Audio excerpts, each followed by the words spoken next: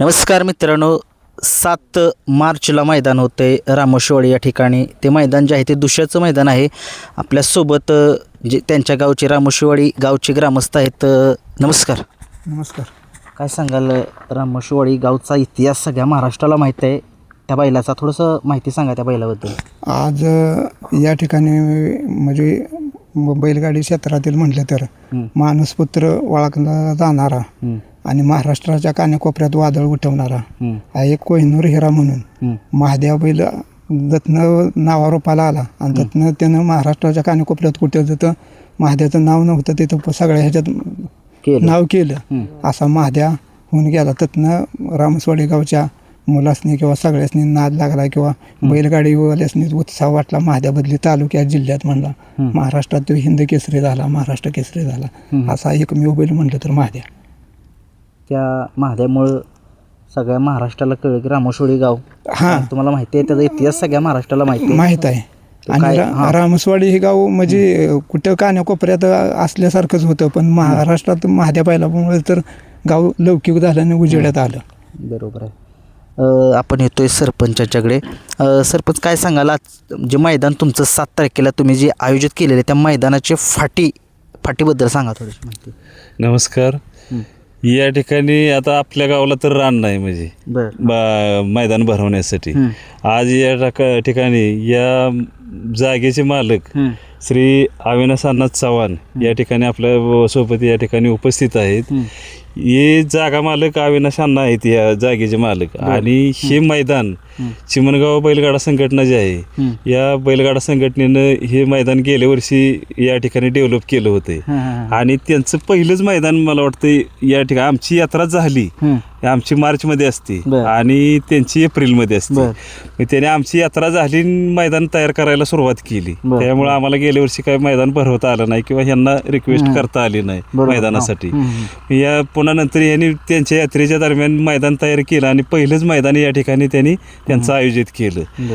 त्यासाठी आपण यंदा त्यांना विनंती केली किंवा आम्हाला आमच्या श्री महालक्ष्मी देवीच्या यात्रेनिमित्त या ठिकाणी मैदान भरवायसाठी आपण जागा या ठिकाणी द्यावी म्हणून त्यांनी आम्ही त्यांना विनंती केली होती. आणि त्या आमच्या विनंतीला मान देऊन या ठिकाणी जागा मालक या ठिकाणी उपलब्ध आहेत.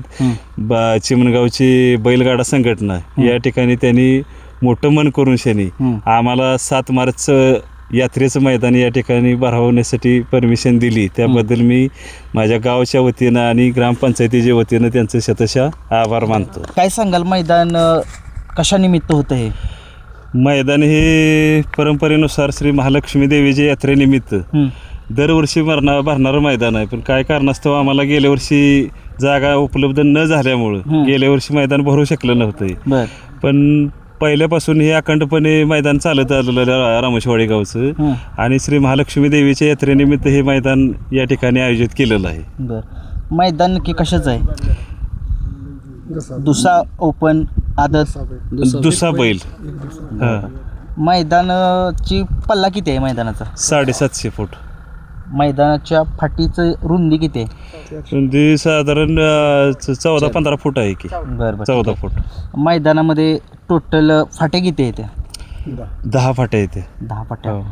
मैदानाचं बक्षिसाचं स्वरूप सांगा जरा. प्रथम क्रमांकाचं बक्षीस या ठिकाणी गावच्या वतीनं 61,000 रुपये प्रथम क्रमांकासाठी आणि मानाची ढाल या ठिकाणी देण्यात येणार आहे. द्वितीय क्रमांकाचं बक्षीस 41,000 रुपयाचं ठेवलेलं आहे, मानाची ढाल. तृतीय क्रमांकाचं बक्षीस 31,000 रुपये आहे आणि मानाची ढाल. चतुर्थ क्रमांक 21,000 आणि मानाची ढाल. तसेच पंचम क्रमांकाचं बक्षीस या ठिकाणी 11,000 रुपये ठेवण्यात आलेलं आहे आणि मानाची ढाल. 6व्या क्रमांकाचं बक्षीस या ठिकाणी 9,000 रुपये ठेवण्यात आलेलं आहे आणि मानाची ढाल. 7व्या क्रमांकाचं बक्षीस या ठिकाणी 7,000 रुपये ठेवलेलं आहे आणि मानाचं ढाल. बरोबर आहे. आणि 8वं नाही, ठीक आहे. क्वार्टर म्हणजे 7 बक्षीस आहेत ओपनला दुसऱ्याच्या मैदानामध्ये. आणि क्वार्टर फायनलचं काय? क्वार्टर फायनलसाठी या ठिकाणी प्रत्येक बक्षीस म्हणजे या ठिकाणी रोख रक्कम 2,000 व मानाची ढाल या ठिकाणी देण्यात येणार आहे. मैदानामध्ये समालोचक कोण असते? सुनील मोरे. बरं, गणेश तांबे सर आणि सुनील मोरे असते. ठीक आहे. काय सांगाल मैदानाविषयी?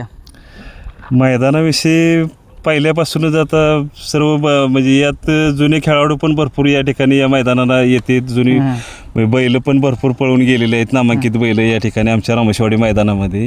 त्यांना सगळ्यांना अनुभव आहे गावचा, की गावच्या मैदानामध्ये परंपरा आहे की निकालामध्ये कधी दुजाभाव केला जात नाही आणि मैदान हे काटेकोरपणे नियमाचं पालन करून शनीच या ठिकाणी मैदान घेतलं जातं. ठीक आहे. आपल्यासोबत होते रामेश्वरी गावचे सरपंच होते. आता आपण येतोय उपसरपंचांच्याकडे. हां, नमस्कार. काय सांगाल, आपलं मैदान होतंय, दुशाचं मैदान होतंय, काय सांगाल? नाही, दुसऱ्याचं मैदान हे आम्ही सगळं यात्रा कमिटीने ठरवूनच केलेलं आहे. गाड्या बी भरपूर गोळा होतील, सगळं बक्षिसाचं स्वरूप बी तसं त्या पद्धतीने केलेलं आहे. आणि महत्त्वाचा म्हणजे विषय असा आहे, या मैदानात दुसऱ्याचं मैदान आहे आणि आदतचं जर वासरानं जर गट पास केला तर त्या ठिकाणी आम्ही त्यांना प्रवेश फी माघार देणार आहे आणि सन्मान चिन्ह द्यायचं ठरलं देणार आहे. फाटी कशी आहे नक्की पळण्यासाठी बैलांना? फाटी एकदम पाहण्यासारखी चांगले. या ठिकाणी आधी बी मैदान झालेलं आहे, चिमणगावचं मैदान होतं दरवर्षी आणि पाहण्यासाठी एकदम चांगलं आहे, काही अडचण नाही. पुढे थांबायला बी जागा आहे. बॅरिकेड किती आहे दोन्ही साईडला? 200 फूट दोन्ही साईडला करावी बॅरिकेड. बरं. बैलांना खाली थांबण्यासाठी जागा वगैरे आहे? हो, भरपूर जागा आहे, काही अडचण नाही. पुढे काय अडचण वगैरे काय? काही नाही, सगळं जागा व्यवस्थित आहे. पुढं आहे, पाठीमाग आहे. मैदान लाईव्ह कशावर दिसेल? P3 आहे ना, P3 लाईव्ह. ठीक आहे. नमस्कार. काय सांगाल, आपलं मैदान होते, थोडंसं गावचा इतिहास सांगा थोडासा. या गावाची परंपरा अशी आहे की पहिल्यापासून खंडित न झालेला अड्डा आहे. फक्त आता काही कारणामुळं तुमच्या यात्रेच्या या अड्ड्यातल्या म्हणजे जागा नसल्यामुळं गेल्या वर्षी मैदान नाही झालं.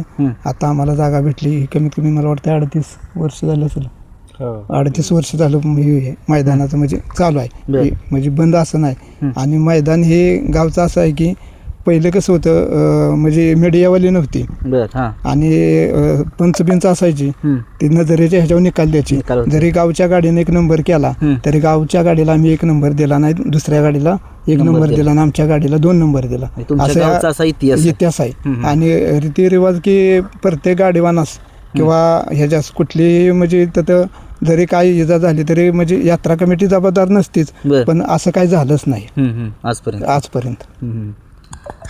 काय सांगाल की तुम्ही अगोदर मगाशी चर्चा केली तुमच्यासोबत की अगोदर जे मैदान व्हायचं रामेश्वरी या गावचं, ते लांबून बैल अगोदर आदल्या दिवशी यायचे. म्हणजे पहिली कसं होतं, वाहनं नव्हती, तर असं बैल आदल्या दिवशी उद्याचा अड्डा म्हणताना आदल्या दिवशी मुक्कामाला यायची. तर गाव त्याचं नियोजन करायची, गावातली माणसं आपल्या यात्रेला बैलगाड्याच्या ह्याच्यासाठी आलेली आहे ती, तर सगळं त्यांच्या जेवणा खाण्याची सोय आदल्या दिवशी आम्ही सगळीजणं करत होते, गावातली सगळी लोक. त्याच्यामुळं सगळ्यांनी म्हणजे बैलगाडी क्षेत्रातली जी लोक आहेत त्यासनी रामेश्वरीचा अड्डा हा एकदम म्हणजे मोठ्या उत्साहानं पार पाडावा किंवा यानं भाग घ्यावा यासाठी ही उत्साह होता. ठीक आहे मित्रांनो, रामेश्वरी या ठिकाणी मैदान होते दुशाचं. खूप मोठ्या संख्येने सहभाग व्हा, गाडी नोंद करा. आपण येतोय. नमस्कार.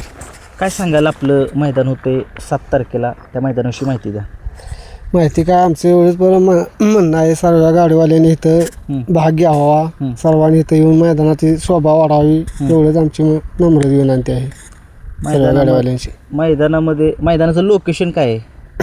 जे लांबून बैलगाड्या मालक येते त्यांचं लोकेशन नक्की कुठे आहे मैदान, काय सांगा? चिमणगाव फाटी. मैदानामध्ये अखिल भारतीय बैलगाडा शर्यत संघटनेचे जे नियम आहेत ते लागू आहेत का? सगळं लागू आहेत. मैदानामध्ये ॲम्ब्युलन्सची सुविधा आहे का? होणार की. पशुवैद्यकीय अधिकाऱ्यांची टीम असेल का? असणार. मैदानामध्ये जे लांबून बैलगाडा मालक येतील, एक्झाम्पल मुंबई असतील, संभाजीनगर असतील, बीड असेल, नाशिक असेल, त्यांची राहण्याची आदल्या दिवशी सोय केली जाईल का? केली जाईल.